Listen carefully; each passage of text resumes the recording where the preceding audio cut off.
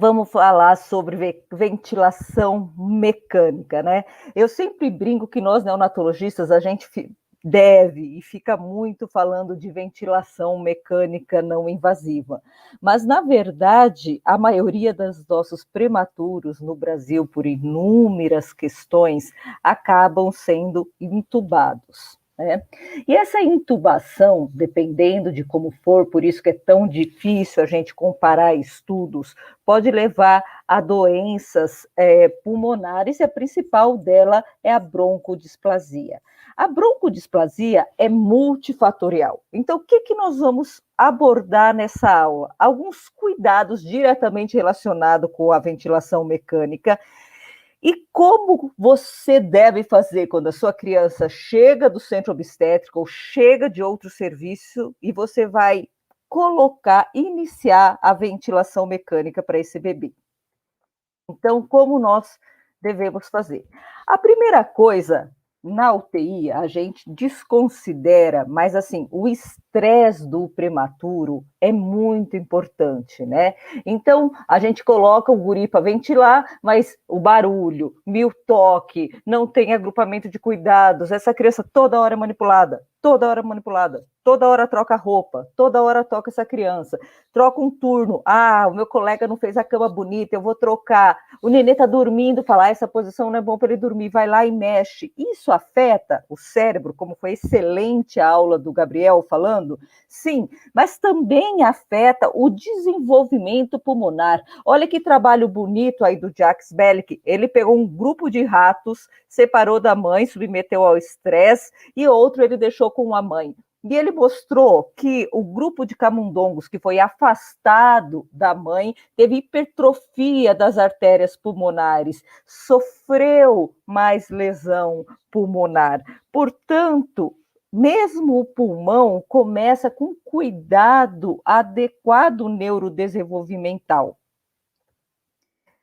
Como podemos, então, isso é um dos aspectos, fora que é o leite humano, que eu não vou me prolongar, senão a gente fica 2 horas falando aqui das estratégias auxiliares. Como proteger na ventilação mecânica? Nós temos de fazer uma ventilação protetora. A primeira coisa é como escolher o ventilador. E ventilação mecânica protetora, como ela muda muito, é muito difícil porque a gente sai da zona de conforto, né? Nós iniciamos há 10, 11 anos atrás aqui a nossa atualização em ventilação e no final da aula eu vou mostrar nossos resultados nesse sentido. E era muito difícil eu falar para um colega, não pegue o Inter 3 Plus que você está acostumado, não pegue o Inter 3, é pequenininho, usa o Servo I, usa o VN500 que nós temos agora, use o Babylog.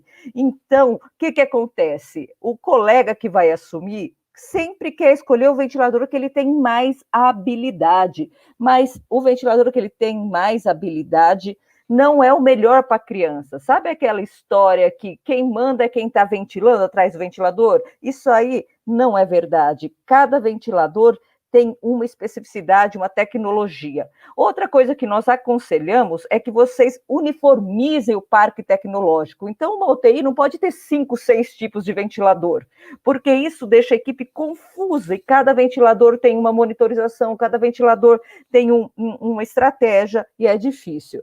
Bem, essa é uma foto só para a gente lembrar como eram as UTIs antigamente. Tá? Antigamente, isso é uma câmara de pressão positiva, eram os ventiladores na época da poliomielite, né? Nós evoluímos muito. Então, como é que nós vamos? Hoje nós vamos falar de alguns aspectos. Como manejar a PIP, como manejar o tempo expiratório, a frequência, a pressão expiratória e qual modo ventilatório. Então, vamos começar como modo ventilatório. Escolher o ventilador, como você deve ser feito? O ventilador tem de ter sincronização. Depois na discussão a gente fala qual é o tipo de ventilador que vocês trabalham, mas tem gente, né, que pega o ventilador, aquele ventilador da Intermed, e tira o sensor de fluxo e baixa a tela de monitorização, porque não entende a importância daquilo. Então, já está descrito nos artigos a importância de sincronizar, porque o que acontece? O guri começa a inspirar, o respirador inspira com ele, o guri começa a expirar, a válvula expiratória abre e assim vai sincronizando. Se a gente não sincroniza, existe um gasto energético, um aumento do trabalho ventilatório, porque a criança fica brigando, né? É descompassado e isso não pode. Então, a primeira coisa, o nenê vai nascer, escolha o ventilador mais tecnológico, escolha o ventilador com sincronização, que tenha sensor de fluxo, certo? Para a gente ter uma diminuição do trabalho ventilatório. O trabalho ventilatório é a força que a criança faz contra o mecanismo da máquina, né? Qual é o modo ventilatório a escolher quando o nenê chega? O modo ventilatório a escolher é o assistido controlado. Então, a gente pode ter aqui dois modos de ventilação. Como a gente funciona a ventilação mecânica? A gente cicla a tempo, então o tempo inspiratório abre e fecha as válvulas e a gente limita por pressão ou volume, tá certo? Então, como a gente faz em NEL? A gente limita por pressão, a gente fecha a válvula inspiratória pelo tempo inspiratório, no tempo expiratório ela abre, expira e ela limita o pico ali com a pressão que você der. Então, o modo assistido controlado, pessoal, é o mais indicado. Qual é o modo assistido controlado? É o modo que toda ventilação da criança acontece do respirador sentir a criança. Então, como a criança chega ao centro obstétrico ainda baqueada, ainda cansada, ainda estabelecendo a ventilação, esse modo evita a acidose respiratória e dá o maior suporte para a criança. O que causa lesão no pulmão? Nós vamos falar muito disso na aula. É a pressão? Não, o que causa é o volume corrente. Então, dá uma olhada nesse pulmão de rato aí, depois de 5 minutos com ventilação prejudicial. E depois de 20 minutos com edema hemorrágico maciço nos pulmões. Olha como sangra. Então, vamos fazer uma analogia com o que acontece na UTI. Chega o guri do centro obstétrico. Você põe uma ventilação ali que está dando uma pressão de 15, mas o pulmão da criança é muito molinho.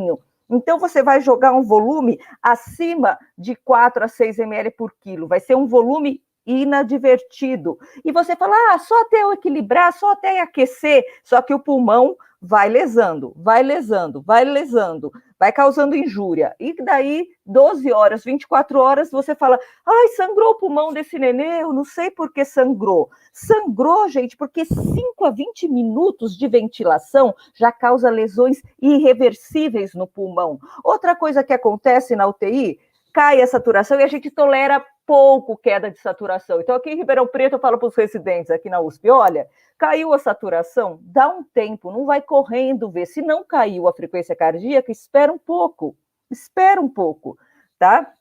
Quando a gente está aí fora pelo mundo, os caras esperam, então não tem necessidade. O que é lesivo demais?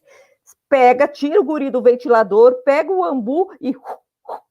Tá? Você faz o volume inadvertido, você inflama, você tira a PEP e você acha que 5 minutos não é nada, mas você já lesionou. Olha esse pulmão aqui do meio ficando esbranquiçado e com área já de hemorragia, certo? Então, são pequenos detalhes que a gente não percebe que leva à injúria pulmonar.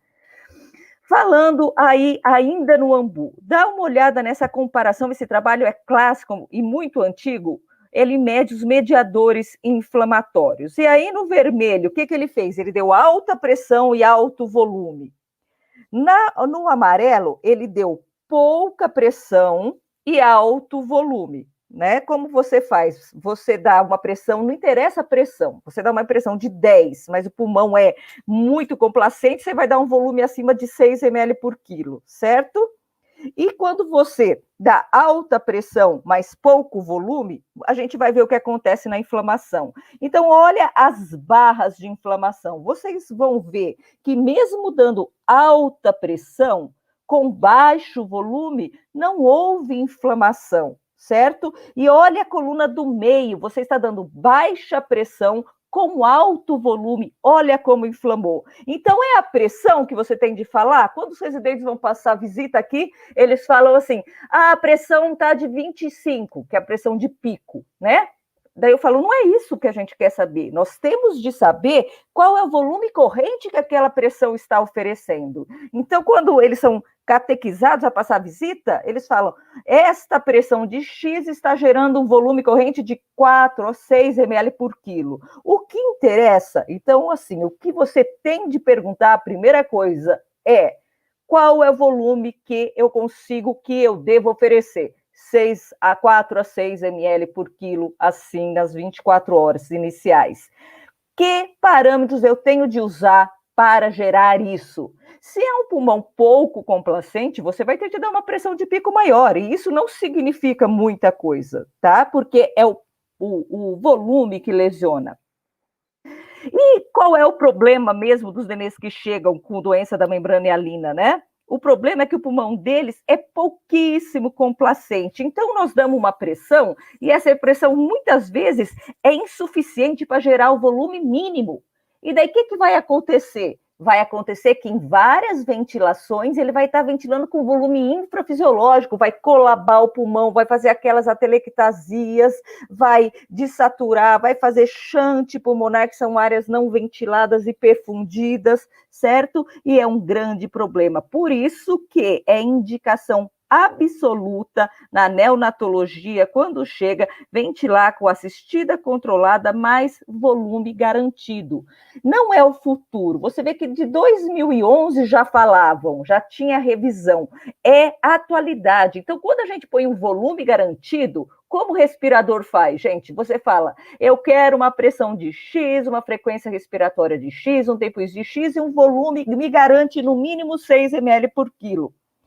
Quando não garante 6 ml por quilo, o ventilador vai ter um range de subida ou de descida de mais ou menos 3 pontos de pressão, dependendo do ventilador, certo? E ele vai garantir. Tem uns modos ventilatórios que são PRVC, que eles leem o ciclo ventilatório anterior e tenta calcular a pressão necessária para não ter grande variação.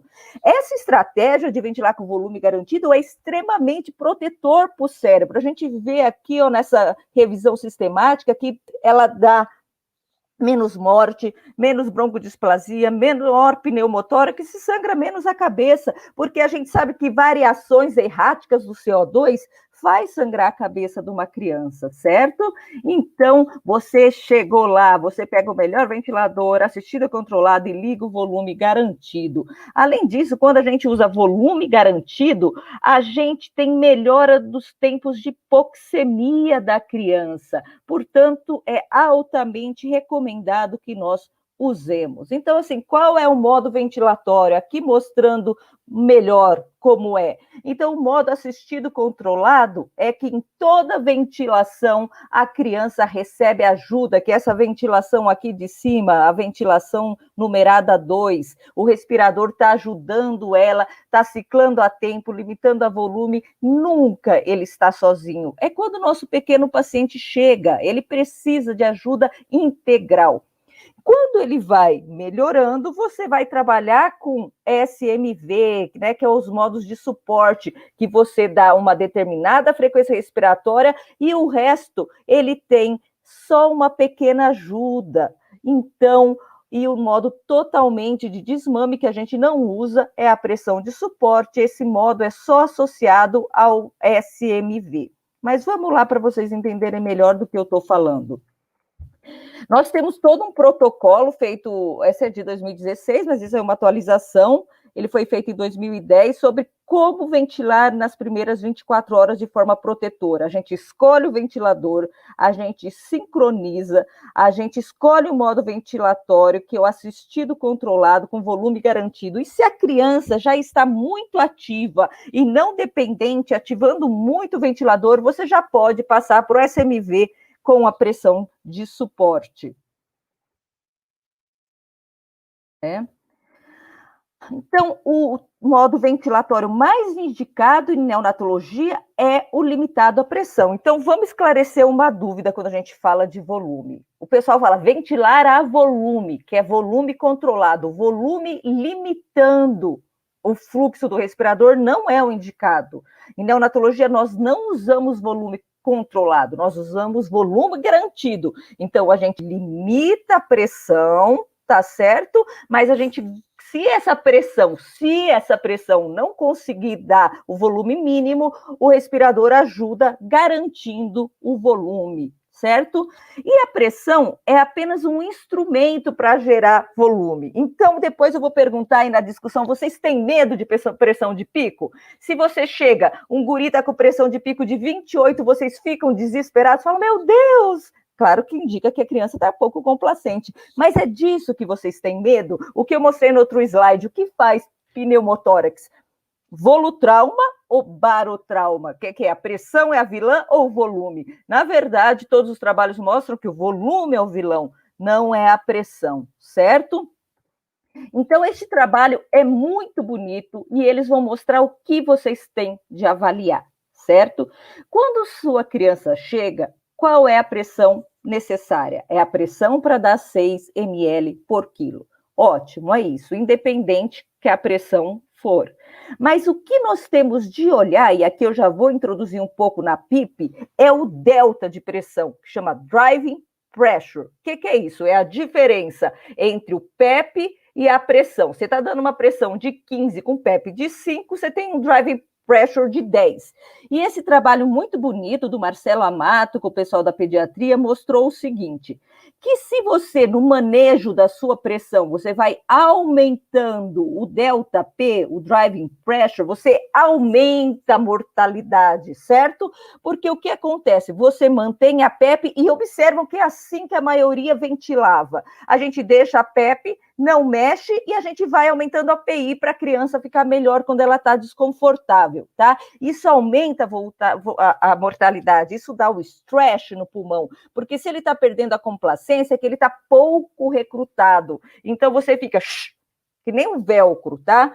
Quando você mantém o delta P, quer dizer, você aumenta o ponto de pressão de pico, mas você aumenta o ponto de PEP, tentando manter o delta P e recrutar o pulmão através da PIP, você estabiliza a mortalidade. E quando você trabalha com a PIP adequada, com o PEP adequado, e diminui o intervalo que o pulmão fica fazendo isso aqui, você diminui a mortalidade. Então, o que você tem de observar? A pressão de pico, certo, gente? É isso que importa.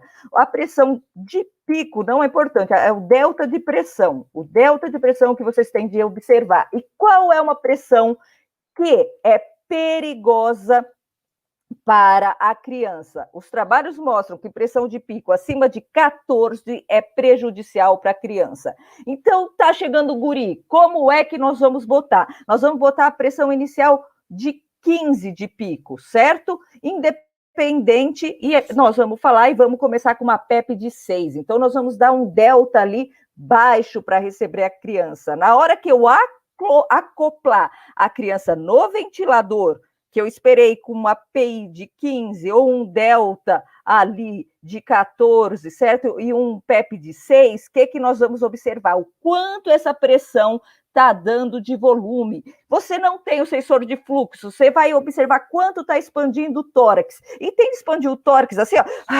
Não, a expansão do tórax tem de ser como se essa criança respirasse sozinha, certo? Assim que você titula a pressão. Você botou o gurizinho lá, ele chegou, parâmetros iniciais, começou a dar um volume insuficiente, aumenta o ponto da PIP, aumenta o ponto da PI. Não deu a pressão suficiente, não deu o volume está exacerbado, você diminui a PI. Então, vamos lá.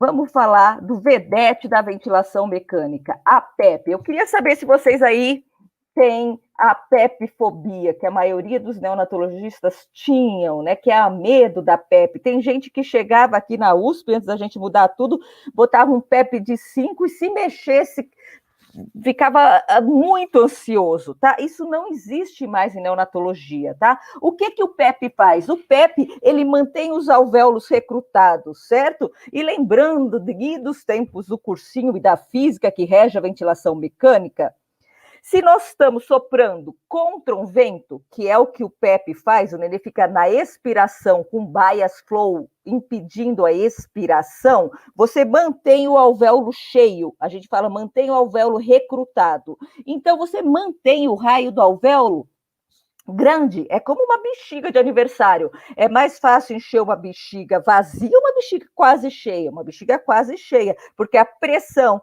necessária para distender aquela unidade circular é menor, e a lei de Laplace que rege, né? Por isso que a gente fala o seguinte: mantenha o pulmão recrutado, que você vai precisar de menor pressão, melhora a complacência, e é isso o papel da PIP, do PEP ultimamente, tá? Do parâmetro PEP ou da pressão expiratória, certo?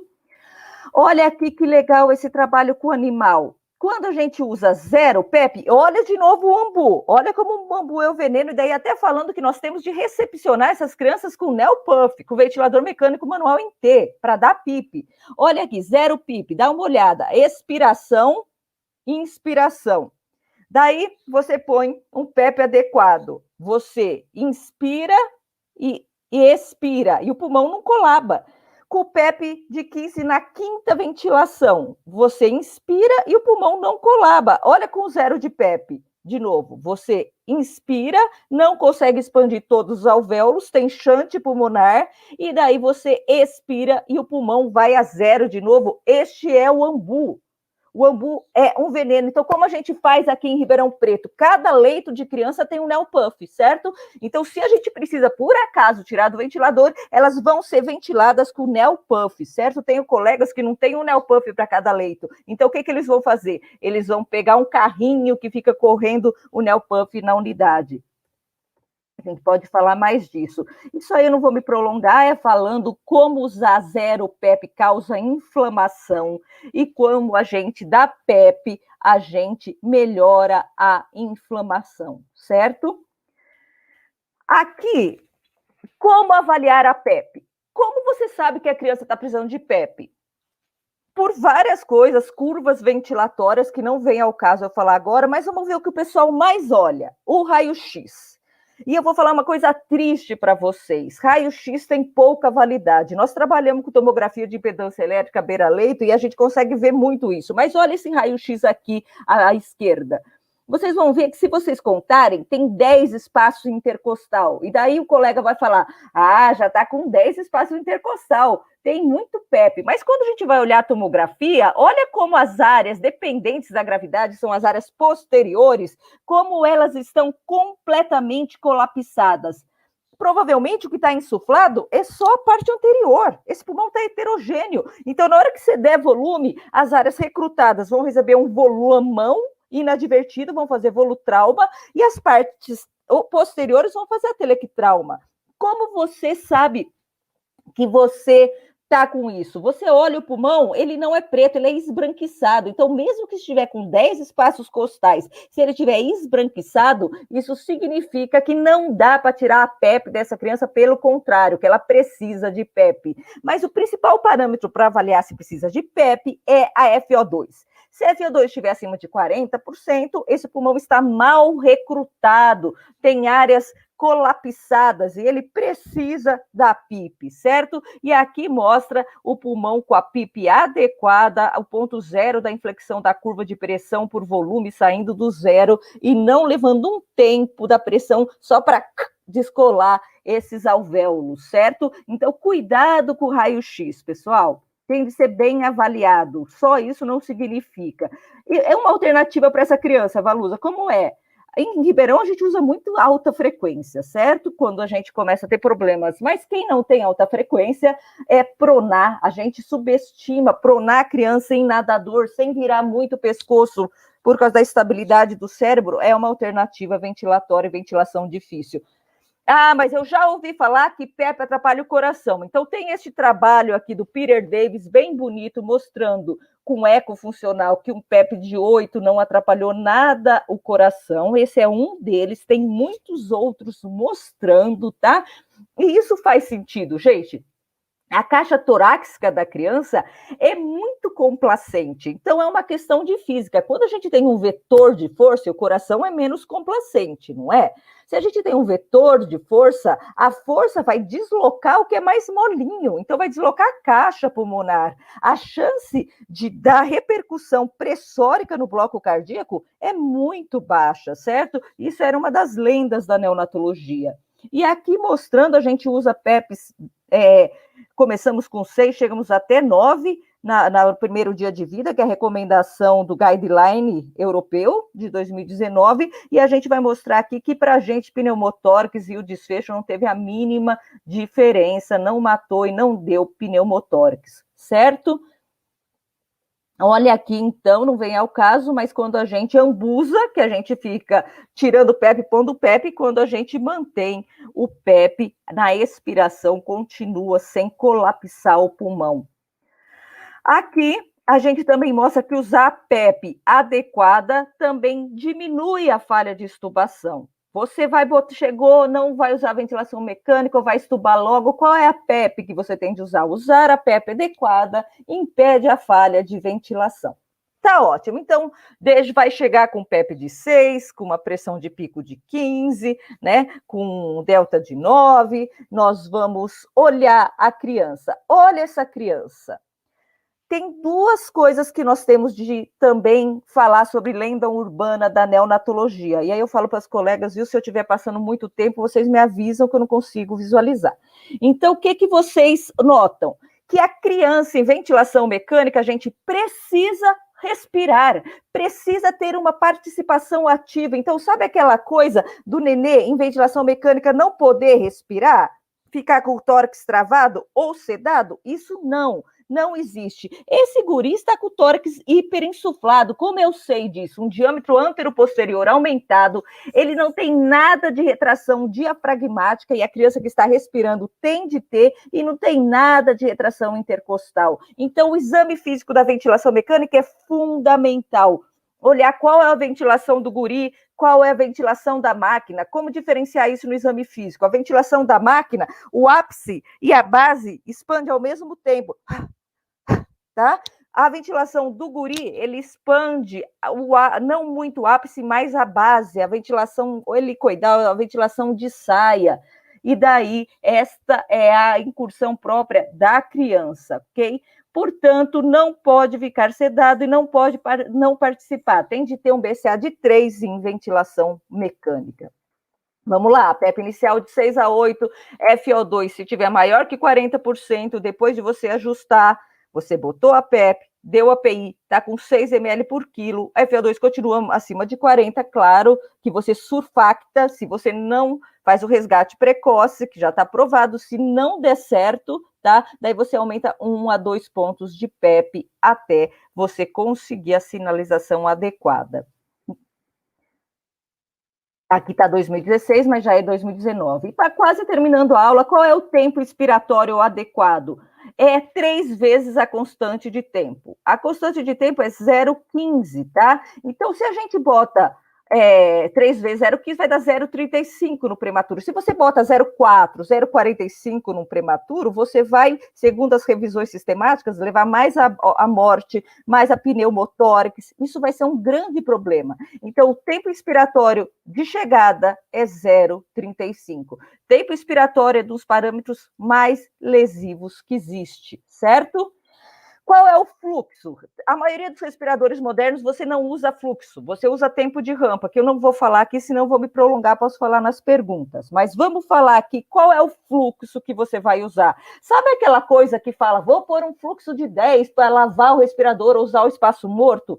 Não tem isso, gente, porque pensa o seguinte, o menino usa 4 ml por quilo por respiração. É muito pouco. Se você está dando 3, 4 litros por minuto, você já dá suficiente para lavar o sistema. Então, é muito importante que o fluxo seja laminar, que ele não turbilhone, tá? Na COT. Se você der um fluxo muito alto, vai turbilhonar, vai aumentar a energia cinética dos gases e vai aumentar a viscosidade, aumentando a resistência do sistema, certo? Então, vamos lá, na prática, sondas de 2,5 usa 3 litros por minuto, e sondas de 3 você usa de 7,5, 8 litros por minuto, tá? 2,5 a gente usa 4 litros por minuto. Não mais. Se você usar, olha a marcação da resistência no seu respirador, você vai aumentar a resistência, tá? E outra coisa, na curva aqui de ventilação, quanto mais fluxo você der, mais rápido, mais quadrado e mais agressiva é a curva. Ele faz assim, ó. E não é assim que a gente quer que o pulmão insufle, certo? Então, aumenta muito a resistência. Então, sonda 2,5, nós vamos usar de 4 a 6 litros por minuto e 100 sondas de 3, nós vamos usar 8 litros por minuto. Aí, se for tempo de rampa, nós vamos usar 15% do tempo INS para ventilar. O último parâmetro a ser ajustado é frequência respiratória. Qual é a fórmula da ventilação? Volume minuto é o que lava, né? Então, volume minuto é igual a volume corrente vezes frequência respiratória. Depois que você pôs o PEP de 6, a PI de 15, conseguiu de 4 a 6 ml por quilo, conseguiu uma FO2 abaixo de 40, e você olha a criança, daí você conta quantas vezes ele está respirando, certo? Você vê que o guri está desconfortável, você fala, preciso aumentar parâmetro. Na verdade, você conta. Você está dando 40 na máquina, que é o que você espera, porque é a frequência respiratória basal de uma criança, ele está respirando 50. O que você vai fazer? Depois de ajustar tudo, você dá 50 e o nenê se entrega sem necessidade de sedação. Quem conta para você o parâmetro que tem de usar? É ele mesmo, ele fala, neste momento eu estou precisando de 50. Se você tiver com a assistida controlada, você fica mais tranquilo que a máquina responde a isso, certo? Só ajuste a frequência com o volume corrente adequado. Não seja o neonatologista que não avalia o volume corrente e fique só mexendo na frequência, tá? Você fica ventilando só os mesmos alvéolos recrutados, causando volutrauma no pulmão. Então, a frequência respiratória inicia com 40 e daí você vai reajustando conforme a criança pede. Tem de sedar? Não. Os trabalhos mostram que sedar é perigoso, não melhora a efetividade, atrapalha o desmame, não deve ser sedado uma criança, ok? Só para entubar. Tem de entubar sem sedação? Não, não vem ao caso, tem vários scores, mas para entubar você seda. Para ventilar, você não ceda, você faz as escalas de dor continuamente, tá? Qualquer coisa você faz analgesia, não sedação. Então, não fazer sedação profilática e usar escalas de dor. Em Ribeirão, a gente usa Neonatal Infant Pain Scale, ok? Pode deixar qual PCO2, gente? O PCO2 suficiente para no primeiro dia, tá? Um pH de 7,2 e o rim que vai mandar quanto PCO2 você consegue dar, mas pode ser até 65. É a hipercapnia permissiva, ok? O neonato tolera, então os trabalhos estão mostrando que não tem diferença em mortalidade, não tem diferença em displasia e não tem diferença em desfecho neurológico. Façam a hipercapnia permissiva, deixem um mínimo de ventilação para você conseguir o PCO2 máximo, não forcem essa criança, ok? E a gasometria? A gasometria é uma coisa seguinte, é uma fotografia momentânea do bebê com a máquina. Dá para você decidir ventilação mecânica lá no quarto, o cara te leva, o residente te leva, antes da gente fazer todo o recall aqui com a nossa equipe, o pessoal decidia assim, o cara ficava lá no quarto, o residente ia levar, ele decidia. Não dá, porque pensa o seguinte, o que significa uma gasometria se tiver ótima? Daí eu vou lá, olho a criança, ela está assim, ó, trabalhando. Claro que está ótima às custas do trabalho da criança. Então, não significa nada, certo? A gente só colhe gasometria depois da criança estar completamente ajustada. Isso que eu estou falando para vocês. Adianta colher gasometria de uma criança desconfortável? Não, porque se vier boa, você vai ter de mexer do mesmo jeito. O exame físico é fundamental. Só colha a gasometria para você checar se ficou bom depois de você ajustar. Né? Então, tem os colegas que falam assim, a criança está desconfortável, fala, colhe uma gasometria. Desconfortável é BSA acima de 4, tá? Boletim Silverman-Anderson. Colhe uma gasometria. E nós vamos falar, mas para que vai colher se você vai ter de mexer de qualquer jeito na ventilação? certo? Então, gasometria é uma fotografia e ela tem que ser avaliada com parcimônia. Aí, o que nós fazemos também em Ribeirão? A criança chega, a gente faz cafeína endovenosa, porque ela melhora a amplitude da ventilação, melhora a participação e ela reduz os dias de suporte ventilatório e ela também está relacionada com a diminuição da broncodisplasia. Saiu uma revisão agora que eu não coloquei aqui, super recente, falando da cafeína, relação com diminuição da broncodisplasia. Eu acredito que ela vai lá e faz o efeito direto? Claro que não. O que acontece? Ela estimula a ventilação espontânea do guri, diminuindo a necessidade de aplicar a máquina, pressão positiva, que é a deletéria, ok? Então, a gente usa em Ribeirão para todos abaixo de 34 semanas, com apneia, e para toda criança com menor que 1,250 sob ventilação mecânica nas primeiras 72 horas de vida e para todos abaixo de 1.500 sob ventilação invasiva, certo? Então, assim que a gente conduz.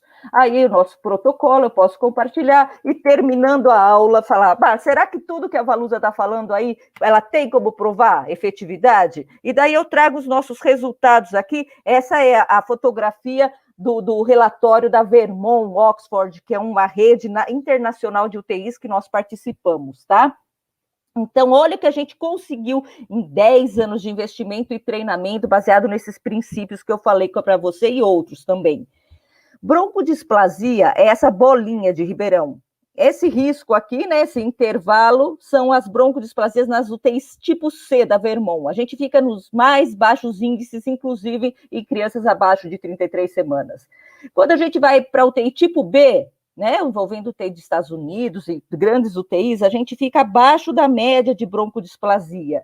E a gente fica dentro do intervalo superior, mas dentro do intervalo das UTIs tipo A, da Vermont em broncodisplasia. Isso é uma grande conquista que foi